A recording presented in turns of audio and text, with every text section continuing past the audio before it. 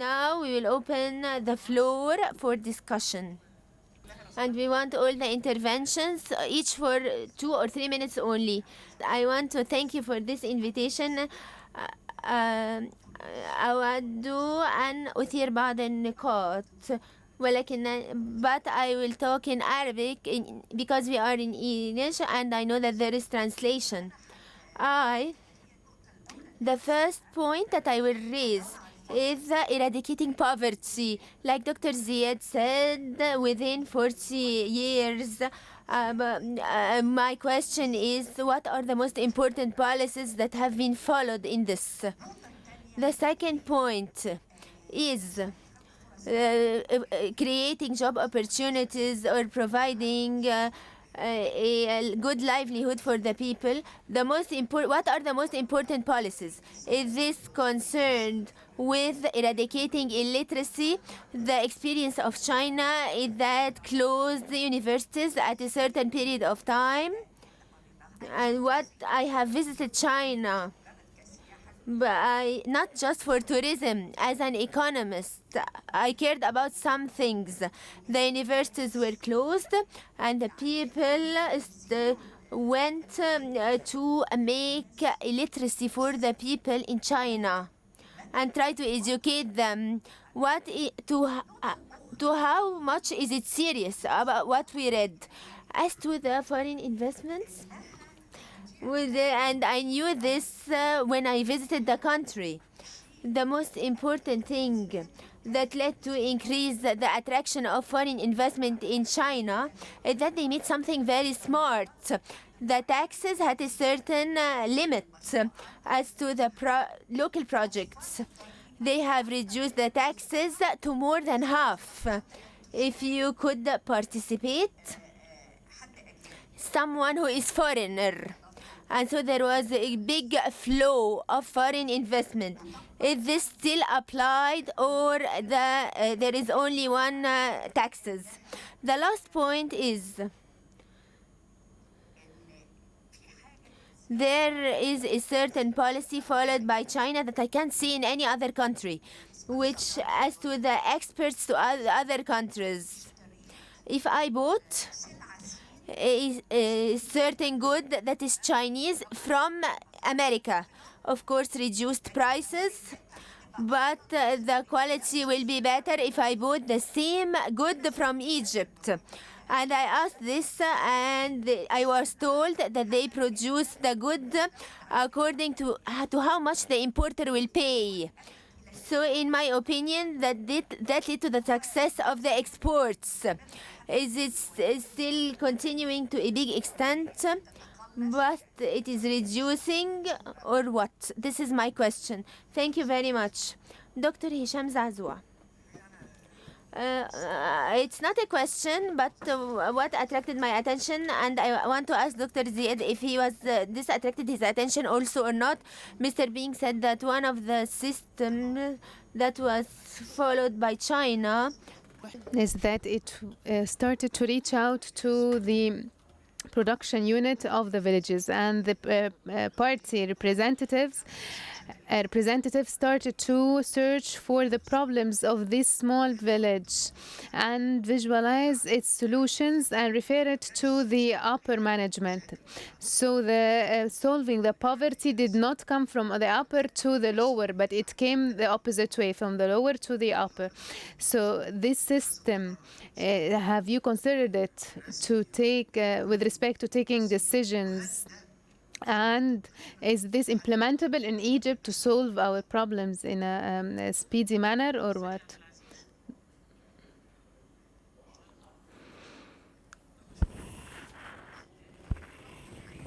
Dr. Avla, the best conclusion that I have taken from the presentation of Mr. Bing, a famous story, one of the political science professor in an USA university, he asked his student, what is politics? So the students said politics is the relationship between the government and the population.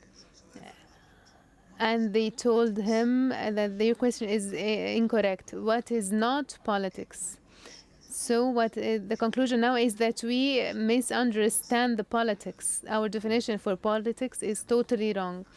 As His Excellency Hisham Zazo has said, do we have a parliamentarian that is able to have an office to conduct an analysis? When we employ a governor, before employing him, do we give him an orientation and sit with the research centers and universities of his village or governorate? No. It surprises me when a governor comes to the television and give us the plan to develop its governorate without knowing the governorate or even knowing its own capital. The second point, I hope that this center, in addition to inviting important persons, I hope that it conducts a brainstorming to identify the needs of this country, because what was mentioned by Mr. Ziad, continuity is one of the success factors, and we are lacking two things: the concentration and the consistency in Egypt. Sometimes we find that one thing and it's the opposite at the same time. And when Hisham Zazoua was a minister, I used to sit with him to solve 30,000 problems. But if I go to the Ministry of Investment or Ministry of Tourism within the local governorates, I swear to God that they cannot differentiate between tourism or investment or anything. And thank you so much. Is this its problem? Is this his problem, that he does not know, or they were selected incorrectly? Thank you very much. تفضل استاذ هاني.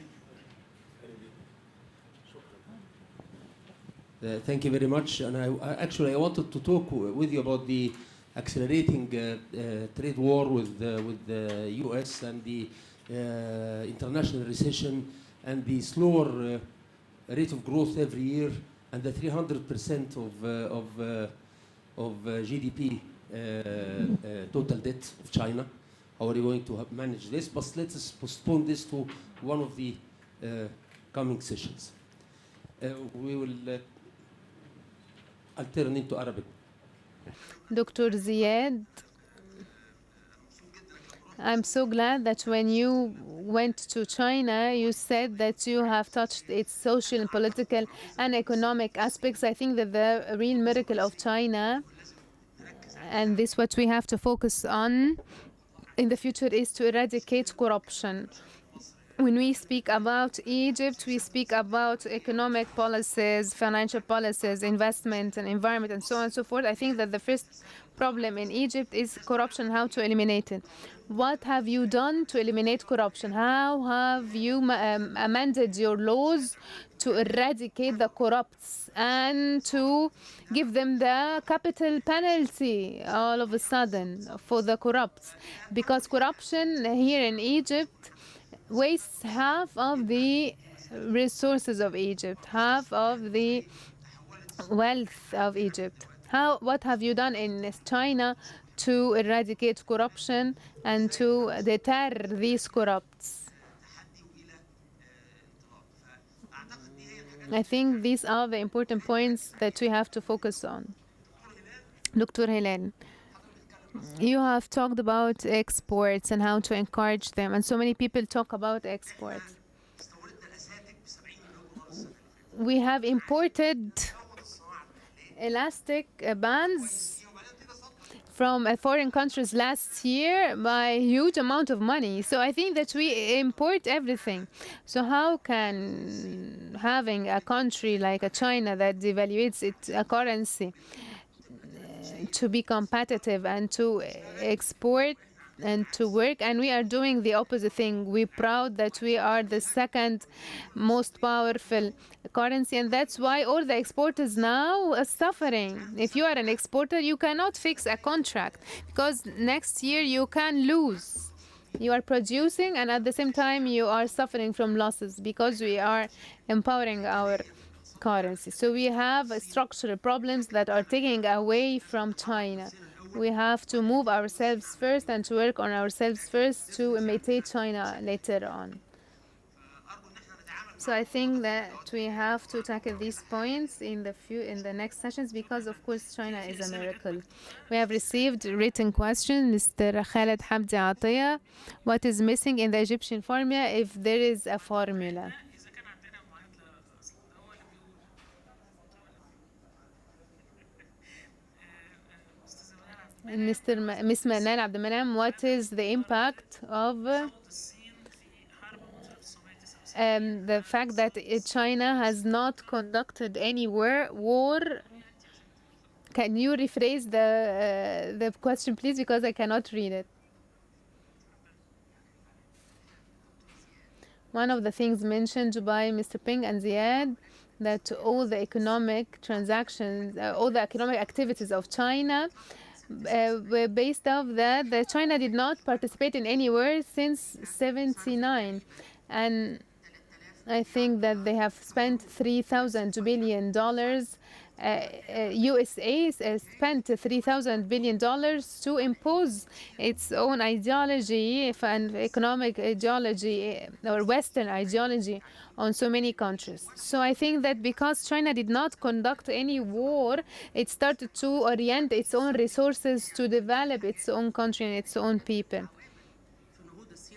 I think this is one of the factors that led to the development of China. إحنا ما عملناش حرب على فكرة من 73 بالمناسبة I think that Egypt that did not participate in any war since 73 as well. أقرأ بس السؤال بتاع الدكتورة منى I'm gonna read the question of Dr. Mona Zuba. فمنى Would you please elaborate on the political system of China post 2011? Dr. Gouda. Would like to thank the center for giving me this opportunity. I have learned a lot from this session. عندي يعني نقط بشكل أسئلة مباشرة I have direct questions and I have some comments في مجال with respect to comparing China to Egypt. طبعا أهم عامل I think that the most important factor mentioned by Mr. Ziad, كسياسي وكمان خط and as a politician, هي الاستمرارية is the sustainability and accumulation, continuity and accumulation. Because by the end, you have to have a consolidated entity that faces all the changes and that have a fixed objective, a bigger objective that has to be achieved, whatever the problem is. نقلات كيفية بعد ذلك Because accumulation leads to لما دخلت qualitative achievements. When I started to work in ministry as a minister, I was surprised that there was nobody to give me documents and nobody to receive documents from me. And this is the simplest example on a gap that we suffer from. And thus we have a defect that we have created in the infrastructure of the political, in our political infrastructure. We do not have a common source, a common reference for us. The second point that I would like to highlight as an economist, this point that has to do with the importance of the economic stability, the macroeconomic stability. We have noticed throughout the last 20 or 30 years the developments that have taken place on the Egyptian currency. I think there were like earthquakes, and this causes disturbances in the economic space and disturbs the expectations and creates problems even at the level of small households and families. Any economic development needs to have an environment that's based on the macroeconomic stability. When I went to Canada to study by the ends of the 60s, I was surprised with the number, a huge number of the Chinese students. I used to have an idea on that the Chinese are in a close community, But I found out that the majority was from China. Those who were studying nuclear and the chemistry and mechanics. And in the discussions, when we were conducting discussions in my university, there were 120 students. The Egyptian students who came back to Egypt, you might find one only who came back to Egypt. In comparison to these, all the Chinese were so much enthusiastic to get back to China. So here they were sensing the belonging to their country. They sensed that they have to get back to their country to benefit it. And this might mean that the Chinese consider themselves as a nation,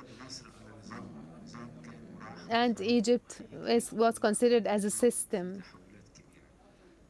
not a nation. So it's not a miracle, because the seed of the seedlings was based on the Cultural Revolution. And now the question to Dr. Ziad and to our Chinese counterpart, the importance of the economic dimension in the political achievement. The Egyptians' aptitude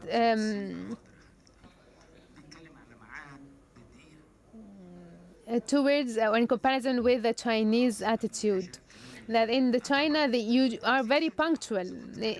If you want to attract investment is not something random. It needs a record on achievements and history. So you cannot be random and you cannot be unpunctual. So I think that the biggest challenge to the Egyptian community now is this random attitude. Either you put everything on God, or you just depend on your government, and that's it.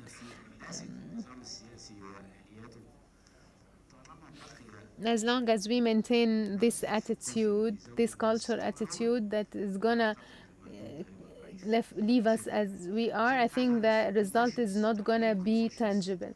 Confucius education, what is its impact on the Chinese currently in comparison to, for example, to our educational system, or to our sheikhs or our clerics, religious clerics, who want our population to get back towards the back and not towards the front.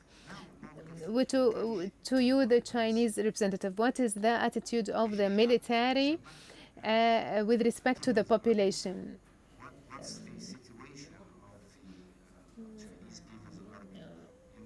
What is the role played by the Chinese military or army to protect the society, the Chinese citizens? Thank you, Dr. Gouda. Any more questions?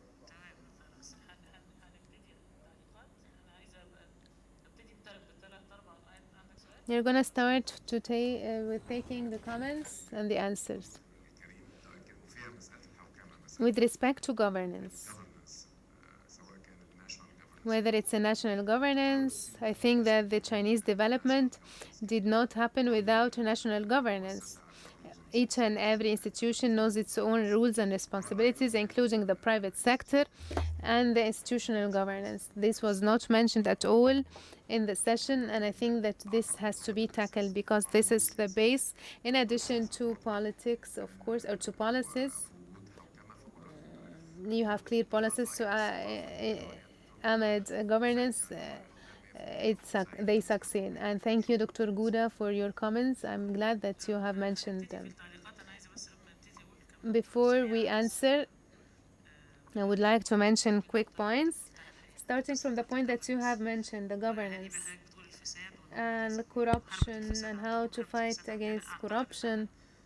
I think that one of our biggest problems that we deal with corruption as if it is a separate case from the institutional status of the state. Big part of the corruption is that we have conflicting interests, we have ambiguity, we have ministries that are inefficient, we have overlapping between responsibilities and roles. So we are not heading to anywhere. Unfortunately, though, with respect to the comment on the governors who do not understand anything, or the parliamentarians who do not understand anything, it's not their problem. It's the problem of assigning them. We do not have a law to achieve decentralization and to regulate this selection process. With respect to the center, and that has to be a hub for brainstorming, yes, we do this, and our role is not only to conduct sessions like this session, but we give courses, we listen to others, with respect as well to cost analysis, to the second and the third layer of management across the country. And we do not do this for the first layer because it's difficult for the first layer to change their methodology, so we target youth. Now we conduct a comprehensive study on a value change analysis to identify our position. What can we produce and what can we import? The culture, Dr. Gouda, of the people, yes, they suffer. We have a problem with in that. But if we have a role model, we are gonna have improvement in the culture. We are not heading to any improvement because we do not have any role model to follow. You have the floor, Mr. Anwar. If you want to give any feedback.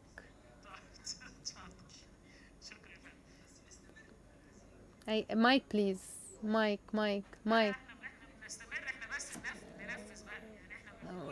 We just talk and talk without implementing anything. So we have to start implementing now. Mr. Johan, you have the floor. Your feedback on the questions, or any last words that you want to add.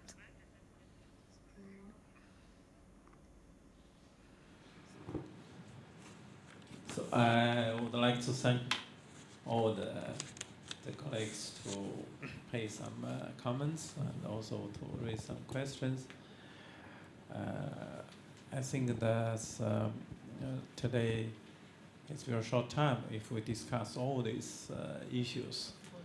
Maybe some issues we need the half day to discuss. As I learned that the center will organize in the future also the separate sessions on the different topics. So if I'm available, of course, I would like to attend to discuss with these dear colleagues.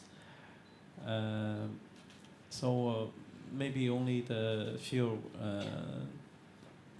words on some of the topics and to reduce the poverty. The main policy of the government to reduce the policy is to have the exact targeting the families, and what the important first, not to give the money, but to encourage people to do by themselves to get out from the poverty. That's the first, to encourage the people. The second, to teach them or to train them some the skills to do the work out of the poverty. Of course, then first we need to have the study, what kind of the skill we need to train the people in this specific area. Some area, for example, they are suitable to plant the fruit trees, and we teach them. We can give them the seeds. We give them the seedlings, and we teach them how to plant the trees. And we also help them through now we can through the e-commerce, through the internet, to help them to sell them the goods from the very remote area to the cities. That is very successful. And also for some the remote areas, we can we can feed the kitchen, for example, not the kitchen in the farm, but we see the running kitchens. So that is much tasty than the running kitchens than the kitchen from the farm. Some area they have some the special plants or the herbs, so then we teach them to plant these herbs or the plants. Also, in some area they have the traditional handicrafts. We can teach them. So that is a very different the methodology that we are using to reduce the poverty. In case in some areas is no way to get out from the poverty. If they are the geological reason, for example, the area is it's very remote, is no good land, then we remove them from the area to the area where you can live. Yeah, this is the governmental will take all the expense. For some families, they are not able to work because, for example, the old man's they don't have the working forces, the labor forces, and the government will take care with the money with them. But this is very few.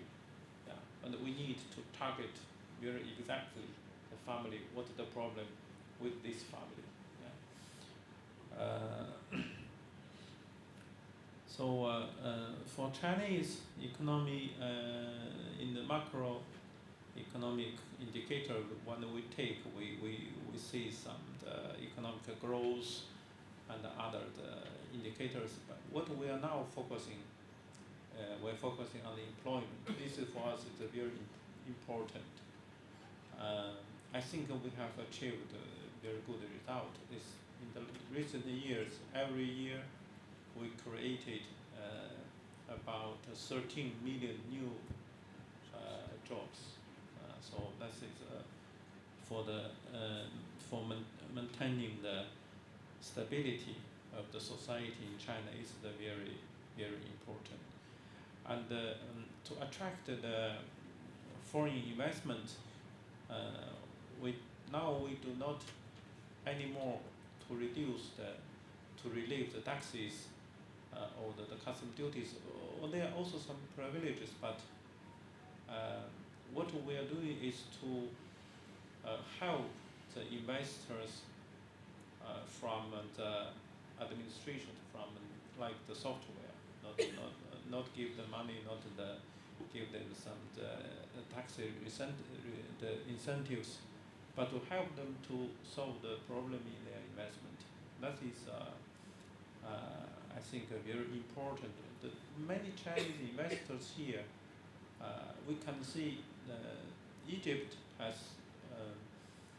the ideal location for the investment. You have the market of 100 million people. You have the ideal geographic location, and the infrastructure also in Egypt is okay. You have now the surplus of the electricity. You have the very good transportation network, and also the telecommunication network, and you have the very nice, very good the trade arrangements with many countries, with European Union, with African countries, with Middle East countries. So I think that is the good condition for the foreign investors. But the one that many Chinese investors are facing in the administration, the problem. That is very important to improve the condition. I take the example. So we know the very famous the EV, the electrical cars, the producer like the Tesla, for example, the Musk. He last year made the decision to invest to construct the first factory of the production of Tesla cars in China. So from the beginning of the construction to have the first the Tesla car come out from the production line, they had only 10 months. So it's not matter of money, it's matter of the all the administration procedures. So we can now in China, for example, to register the company, maybe you take average about 4 days. In Shanghai, the free trade zone, you take 1 day to register the company. So every day now in China, we have 20,000 new company registered. But here we register one company, maybe we take the half year, even the 8 months. بناخد وقتنا بناخد وقتنا. Take our Yeah. time. Yeah, this is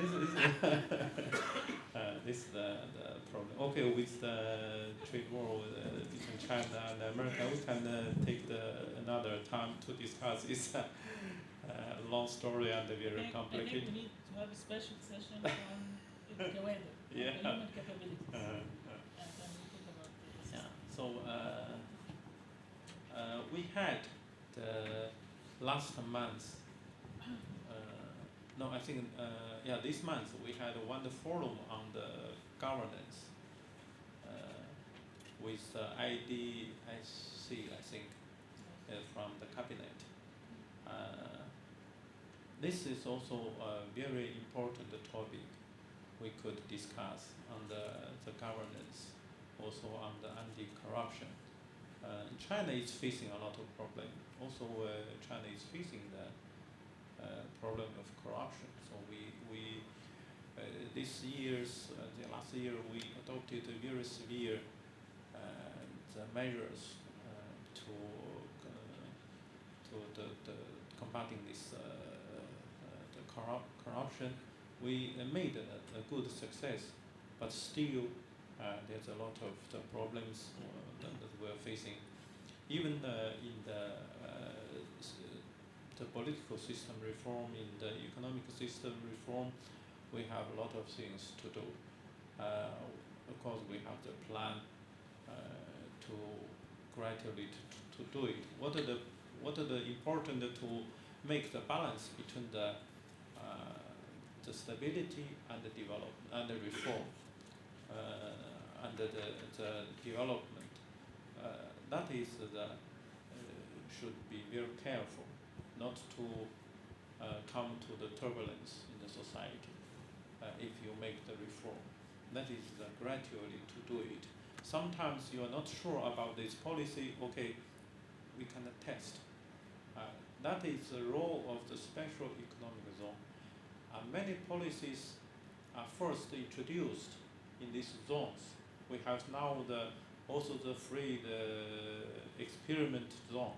So we put some policy on this the zones. When we see the good effect and the negative effect, then we can spread to the apply to the whole country. That is what we see. We cross the river, the peeping the rocks. No, and we see where the way to cross the river. So this is also the difference of the Chinese philosophy and the Western the concept. That from Western concept you adopt the law or regulation for the whole country, and from theory you see this is okay. It should work, but sometimes it will not work in the reality. So that is the difference. What we're doing now in China. Thank you very much. Thank you. Dr. Bilal. Lynn? Dr. Hilal, please comment quickly. I want to thank you very much for the question. I got a question from you about exporting. Maybe my viewpoint as a businessman, the exporting is not simple. It should be a target. It should be a target for all of us. And from this, there will be a development in everything. In order to know how to export, we should speak the Chinese language. We should understand the Chinese culture. There should be understanding between us because we should start to produce goods specifically to be sold there. So I couldn't, I couldn't be here and say, what do they want? That's not what I mean. We should be entrepreneurs in the meaning of entrepreneurs. The market there, the most important thing that you need to know that they are able to, they pay the price of the good that you want to sell. And based on this, you can work. Whether you will get him a customized good or you'll make innovation or to see their needs, what do they consume as a culture. You should talk Chinese language. You should tour the different places in China. We're not going to deal with Shenzhen again or Guangzhou or Shanghai. We need to know the volume between us as Egypt will be the same volume, will be as the volume of a province in China. Sorry, I can't hear him. Not all the exports mean that you will be producing the same good he is producing. There is innovation. And this, I know what you are talking about, that this is one of the factors. But when you have innovation and any changes that take place will respond. If this is the general target of the general attitude, automatically all parts and all policies should abide by this target, even the investors who will come. Now the idea of the belt and the road, that China started investing in the infrastructure. Why do they started in the infrastructure? To have a road that is going and coming from all countries of the world. Now the road is going only from China and it returns back empty. I'll give you an example about competition.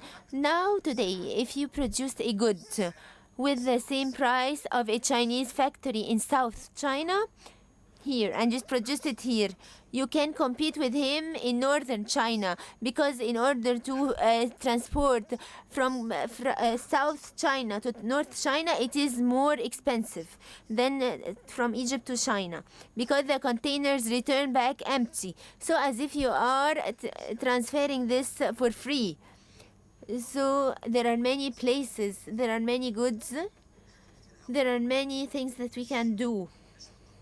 Not only the point is that we should change our idea what to produce and for what reason, and to have the intention to work, not to look for the excuses and the government is doing so and so. When China started, it had a lot of problems. They didn't start to solve it at the beginning and then start. No, he worked in parallel. The movement of his work will move the politics. If the government finds that there is exporting, it will change in order to encourage this, because this gives them money. Now all our attention is that we want investments, but we don't identify what investments. We want someone to think for us. And after the infrastructure in the belt and road, there are some factories that need to be built. Which factories? And to export to who?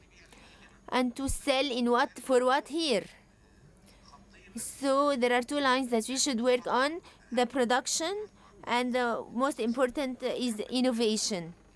I'm talking from two viewpoints. I am always introducing myself as a scientist and an entrepreneur. Of course, we have to develop the entry into the export era. And so it will let you learn what do you want to know. So you will teach in what to make research.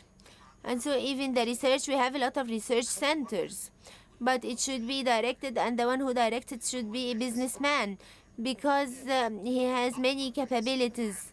The biggest researchers worldwide are the Egyptians, but he needs a direction because he doesn't know in what he will work. And so identifying the main target for the experts to China, this is what China did. I'm just imitating China in what I'm saying. China put US before it as a target. They said they will export to the US. Then after that, if I couldn't do it in the US, I can go to Europe, then Egypt. So in the development, I have the main target. If I couldn't do it, I will seek to do another thing. What you say is totally correct. I'm sorry that is not a direct answer, but is an answer to our general idea what to export and where. I want to add something because you are talking about two different things. Anything that has innovation, maybe its price will be no problem if you are making innovation. What Mr. Hani is saying that 3/4 of our exports and on the low value end in all products, and all of them compete the price. And so we are increasing the value of the pound is not suitable. But the question you are saying, and I reply to you, that we don't have an investment map. We don't know what we want.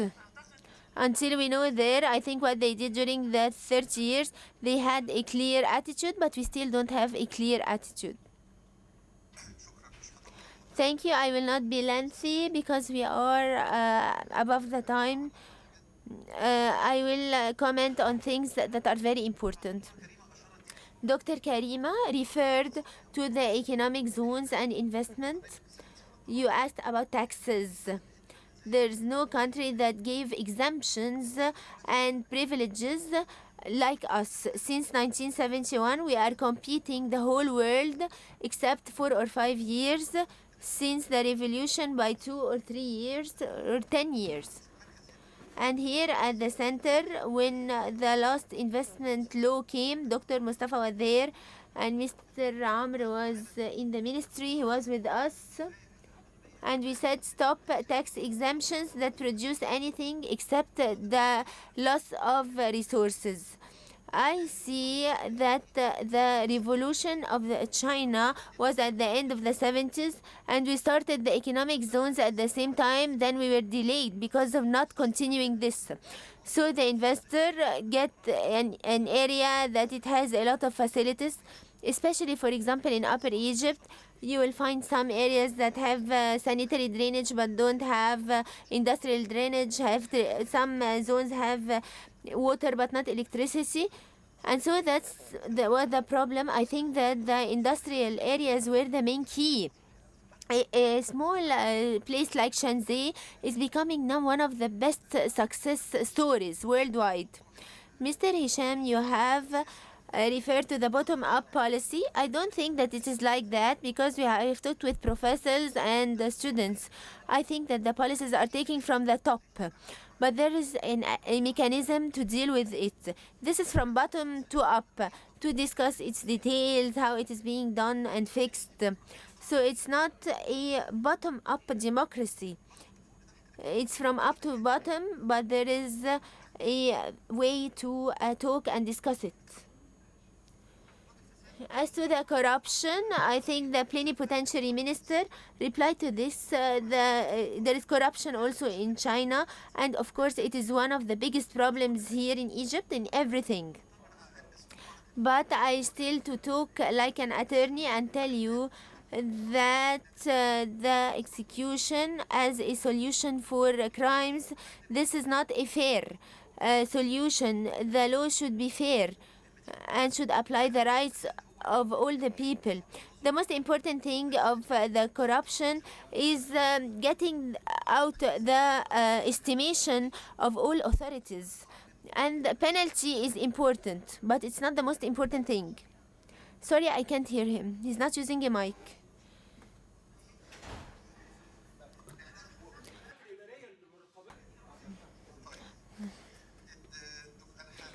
I will be brief. but I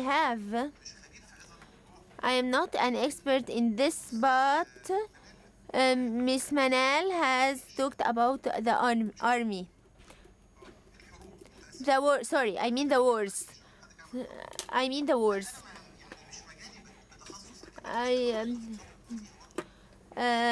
not an expert in this, but if I'm talking about the development of the army, And this is very important. Its relationship with the party is very important. Each president of the state was at the same time the president of the military committee in the Communist Party, and the escalation through the military committee, and thus the ruling person and the president of the military committee were almost the same, but the army started to reduce their recruits by the half.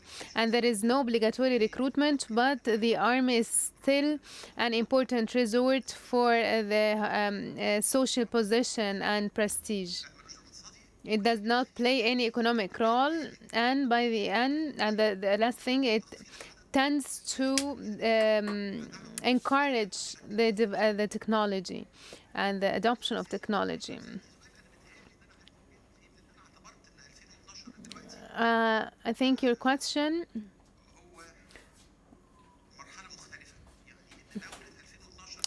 has to do with the difference between the state of 2012 and the current state. And I've chosen 2012 because I think that this year marks a new era for China.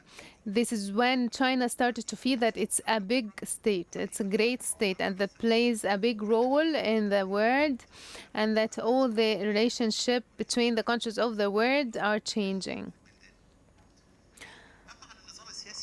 But with respect to the political system, the Communist Party is the ruling party, and the competition is within the party, and then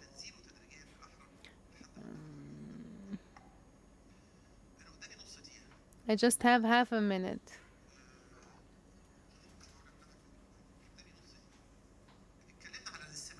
We have talked about continuity a lot, and this is very important. And last but not least, I wish that Dr. Aguda was there, because the thing that I'm going to mention is the cultural dimension.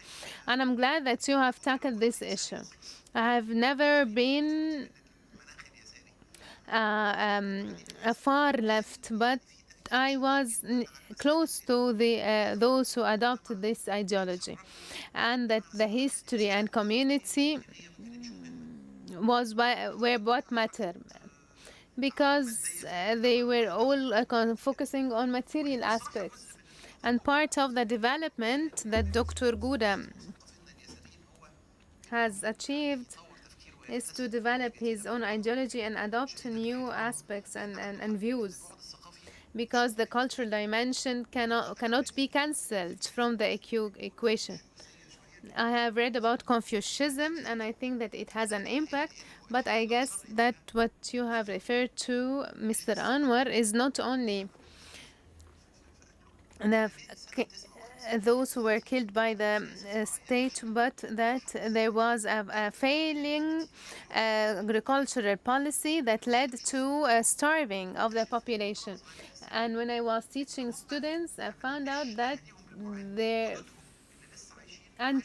predecessors witnessed these years. So I think that part of the culture had to do with the seriousness, and that those who are gonna commit a mistake, they're gonna die,